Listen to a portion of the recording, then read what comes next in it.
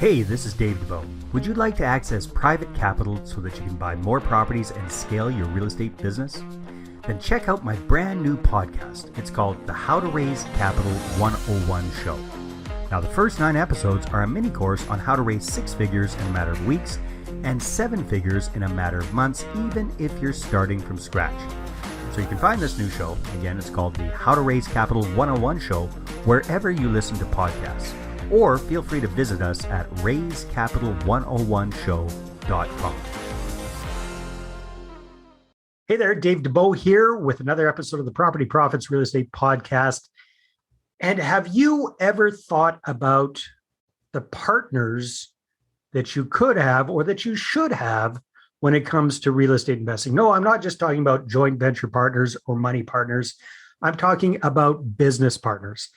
And today's guest, April Crossley, is going to be taking a deep dive into this. And April is a very accomplished real estate entrepreneur. She is a definite go-getter. Her bio is very, very impressive. April has definitely not born with a silver spoon in her mouth. In fact, if you don't mind me sharing, April, I'll just tell a little bit about my memory of your backstory. You can correct me if I'm wrong. But she was a single mom at age 16. Went back to school, became a nurse, got into that, supported her, had to go through paying off college debt and all that stuff that comes with that. I'm familiar with that as well, April. My wife is a nurse, so I understand secondhand exactly what you went through there. And she was a single mom at the time. And she did all of that, brought up her son, got inspired, started investing in real estate in 2004, started doing flips, quite quickly replaced her JOB income, quit being a health professional, focused on real estate investing full-time, and has grown an impressive portfolio, not just using other people's money, but also bringing on business partners. So April, hopefully I did you justice there with that little intro, and thank you so much for being on the show. That was perfect. Thanks for having me. That was great.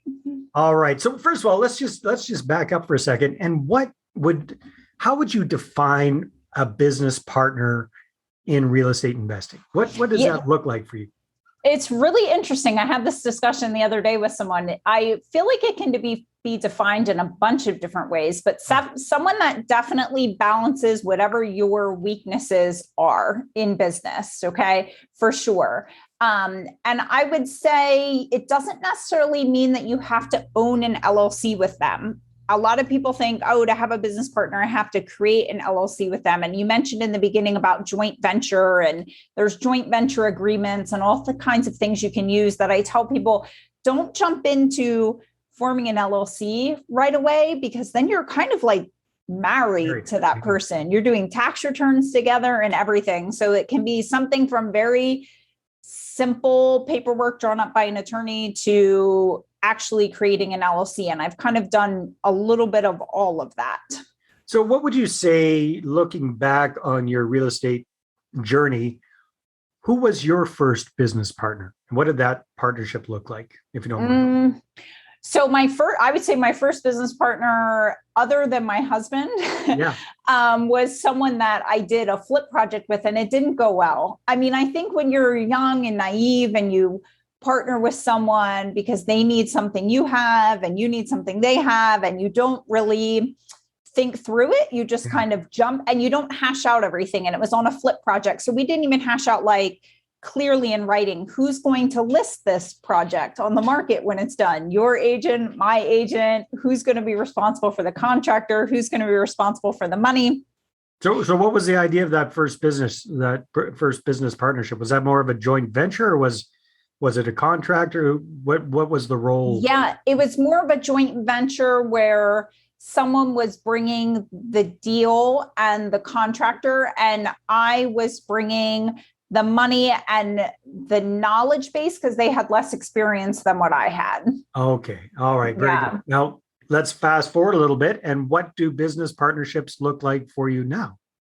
So now I'm really bring on business partners that if I'm interested in doing something like, for example, we bought a mobile home park in Tennessee, and I don't know anything about mobile home parks, but I think about the people in my network that I really I see it a lot of meetups and I get around often and I feel like I know them really well and they love mobile home parks. So how can I get into a mobile home park deal with someone that loves mobile home parks without having to reinvent the wheel and learn everything about mobile home parks? So I'm using it to basically shorten the distance from A to B. Like I could take a bunch of classes, spend a few years learning about it along with everything else that I'm doing in my real estate business. Yeah. Or I can just say, hey, I found this mobile home park, or I have enough funds to buy this mobile home park, but I want to learn about it. Can we team up on this and buy this in partnership together? And on that one, we actually have an LLC because my business partner and I both want to provide affordable housing and keep growing an affordable housing portfolio. So it's beyond just being a mobile home park. We're looking at doing other things within that LLC as well. Yeah, that makes sense. So Yeah. April, let's take a look at someone who might be watching or listening to this episode, and perhaps they're a single family home investor. I know you got your start with doing flips, and I believe you've got a lot of experience doing buy and hold as well. So let's take a look at both of those scenarios quickly. So for example, once you kind of figured out what to do and what not to do with business partners, especially with the flip business, what did those partnerships look like with those kind of short-term deals? What's the typical kind of a business partnership outside of a joint venture agreement where it's just about the, somebody's putting the money in kind of thing? Yeah. So on some of my flip projects, I met a guy, I consider him a business partner, but again, there's nothing in writing. We have no LLC together. He's a contractor. He really likes things I don't like. He takes on things that scare me. My risk tolerance isn't high enough for it, like houses that are burned down or half burnt, and major rehab projects, structural issues, foundation issues, things normally I wouldn't touch. So I would let those deals go. And ever since I met him, the first thing he said to me is, I love really bad houses, like structural issues, fire damage, but he doesn't do any marketing on his own to find his own projects. I do a ton of marketing. I have a huge marketing machine. So I'm like, wow, I find projects like that, but I don't make any money on them because I just tell sellers I can't buy them because I'm not comfortable buying them. Right. So from the time I met him, I was unafraid. I was like, well, now I'm not afraid to buy these projects anymore. So I buy them, I find them, I buy them in my name, I bring the money. But he gets paid on the closing document as a project manager, usually 50% of the profit, because from the time we close on it, I don't have anything to do with it. He runs the show from there and then is very competent, doesn't take me overseeing him or anything, calls me when the project is done. We resell the project. He trusts me, I trust him, and he's paid his profit on the closing document. So just an example of, I was leaving money on the table before by not doing these deals. And they always say, your network is your net worth. So the more people you meet, I met him and he's comfortable doing these. So I'm like, let's make some money on these things together. Yeah. All right. So either with your own experience or that of your students or people that you've worked with, what would be some examples of business partnerships with longer term buy and hold type single family home type deals? What should people be thinking about when it comes to partners, right? Because you said something very wise at the beginning. Find people that shore up your weaknesses and partner with those kind of people. What does that look like? Yeah, I think if you're doing longer term buy and hold type stuff, it's bringing in, for example, say I buy a single family home or a 2-unit and it's 45 minutes to an hour away from me. And it's not really big enough and I don't own enough in that area to have property management make sense on this, but I know someone that owns real estate in that area or wants to get into real estate in that area that's very good at systems and processes and very good at overseeing people. Like I talk to people in conversation, even if they're not in real estate full time, I always ask them about their job. What do you do in your job now? What is your job like? And my business partner in my flip business, that's how I found her. She was like, oh, I go into departments, and my job is to rip their systems and processes apart and put them back together again. I was like, I need this girl on my team. Like, I want this girl on my team. I could use that lady on my team as well. Yeah. So you just have to listen to what people say, even if they're not in real estate, doesn't matter. So in that example, if we were going into a long-term buy and hold and actually creating an LLC and holding this together, you want to make sure you're on the same page with, first of all, what's going to happen to this property if something happens to one of you. Like, do you want it sold? Do you want it passed on to your children? What's the next step if something happens to one of the partners, or is the other partner just going to have full ownership? So you have to be on the same page with that.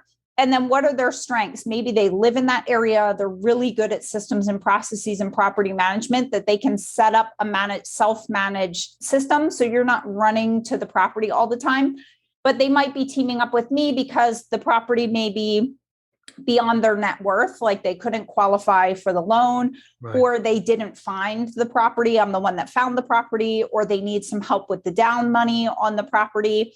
And then I might have a little more experience. So they might be setting up a self-management system, but able to bounce things off of me and consult with me.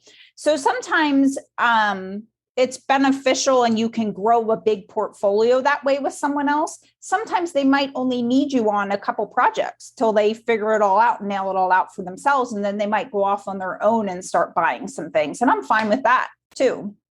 That's a fascinating idea. Hold that thought for a second. Hi there, this is Dave Dubeau, and real estate investors hire me to raise capital the right way. Why? Because most of them are stuck with too small of a portfolio and they don't know how to attract investors and raise money for their deals. So I help them to connect, capture, and close their ideal money partners. Bottom line, when you've got a deal, you're going to have the capital to do it. So go ahead and book a no-cost capital clarity session with me at bookachatwithdave.com. Again, that's bookachatwithdave.com. Right. Yeah. So I'm just, because you've been in business for some time now. I've been around the block a few times. I've had business partnerships and marriages go south. Mm-hmm. Mm-hmm. Yeah. What are some of your tips and advice on, because it sounds like that first one didn't work out too well. Mm-hmm. What are your tips and advice for folks getting into their first business partnerships? Yeah, I told someone at a meeting, mastermind meeting the other day, I was like, get an attorney that annoys you and scares you when you sit down with the business partner. I would never forget. Some attorneys, you'll sit down and say, hey, I want to start LLC with this partner. And they'll be like, okay, 50-50. What do you want? What do they want? Great. They write it down. They hand you the paper back. And I've sat down with attorneys that are like, so you're going to start an LLC with this person? I'm like, yes. Can you create this LLC? And they're like, first of all, I'm not letting you both have 50% ownership. One of you at least is going to have 1% more because this thing's going to go south and you're going to get divorced. And you're like, no, we're not. Like, we get along so great. We're the best business partners ever.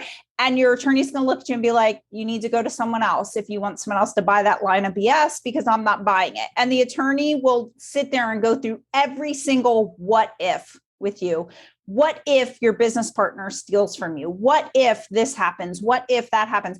He or she will say everything negative under the sun that could happen and make you put in writing a solution for that in your operating agreement. Will make you put it in writing. That is the kind of attorney you want. So you want an attorney that's going to be difficult when you're forming it, because that attorney has seen partnerships go really bad. So they're going to protect you right from the beginning. And that is what you want. So everything in writing, even things I couldn't even think of right now, and you wouldn't think of when you create a partnership, you want all of it in writing. And I tell people you have to get to know someone on a level other than what they're good at in real estate. Like, what are their core values? What do they value in life? How do they spend their free time? What do they do with their family? Like, take them to lunch a couple times, see how they treat a waiter at a restaurant, like things like that seem kind of funny to say, but really digging into who they are personally. That's some really, really good insight there, April. Yeah. Wish I had heard that a few times along the way.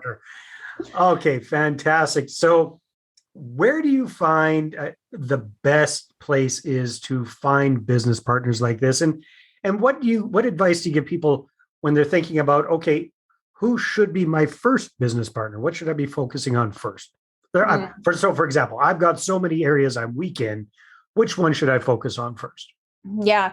I think it depends what direction you want to grow. I mean, if you picture yourself as a fix and flip investor, then I want my business partner to be someone with more experience than me if I'm new. When I started getting into multifamily and I dipped my toe into syndications, I wanted to be teamed up with people that knew that inside out, upside down, and backwards. I didn't want to just partner with anybody. So I think someone that has more experience than you, if you're new and you're just starting out, you really have to be self-reflective about what your weaknesses are and writing those down, and then meeting with that person. And you can find out, I feel, someone's weaknesses a lot by just talking to them about everyday things. Not saying like, what are your weaknesses? What are your strengths and weaknesses? I don't even think you have to ask that question.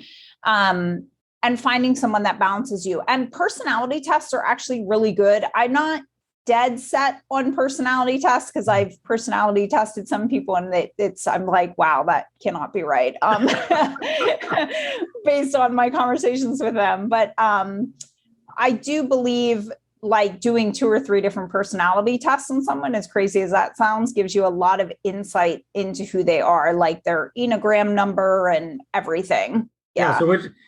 So I would imagine that you give them access to the results of your personality tests as well, right? Yeah. Mm-hmm. Oh, yeah. Yeah. And I do. And it's funny, my business partner now, my flip business, we went somewhere and had our personality test done together by a third party. And I sent her mine and she sent me hers because I'm like, I want you to know exactly who I am, what I'm terrible at, what like triggers me and irritates me. And I want to know the same stuff about you. And it was a super in-depth test and it worked out really well. And it helps you work together better when you're like digging into each other and who you really are. Very, very cool.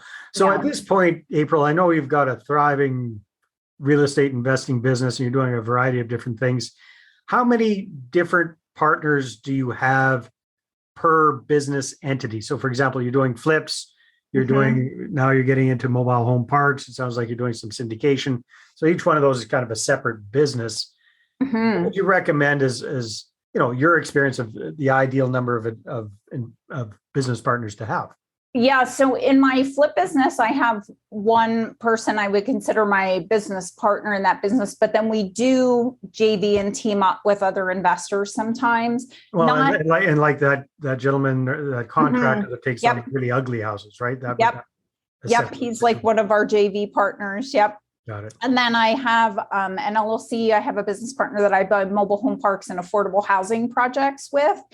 And then I'm looking to actually duplicate that in another market. So my primary market for my flips is Pennsylvania. My one partner's in Tennessee. And now I'm looking to duplicate my partner in Tennessee in North Carolina. So when I went to duplicate, I was like, who do I know that's like my business partner in Tennessee? She is an agent and her husband is a contractor and they can do new builds and everything. So I look for that combination when I'm going into a market that is not my home market, because I can't be there to look at houses. I'm doing it from a distance.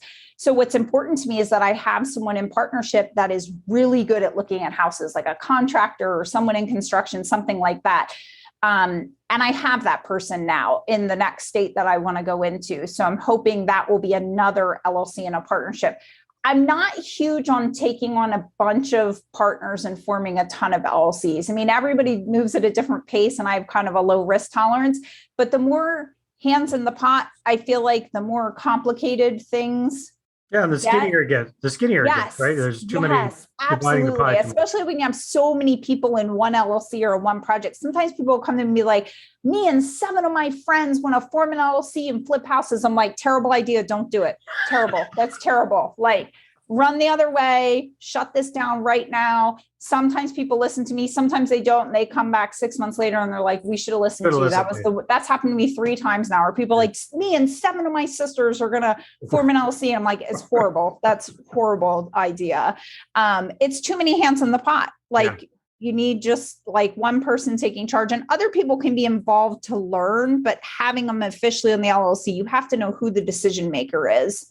Yeah. That 51% is key. Yes. That's Yeah. key. The whole 5149 thing is a lifesaver. Exactly.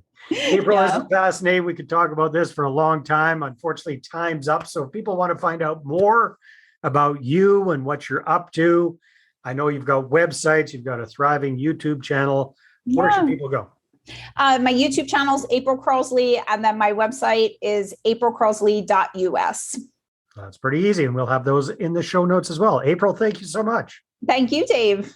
My pleasure. All right, everybody, take care. We'll see you on the next episode. Well, hey there. Thanks for tuning into the Property Profits podcast. If you like this episode, that's great. Please go ahead and subscribe on iTunes. Give us a good review. That'd be awesome. I appreciate that. And if you're looking to attract investors and raise capital for your deals, then I'm going to invite you to get a complimentary copy of my newest book, right back there. There it is. The Money Partner Formula. You can get a PDF version at investorattractionbook.com. Again, investorattractionbook.com. Take care.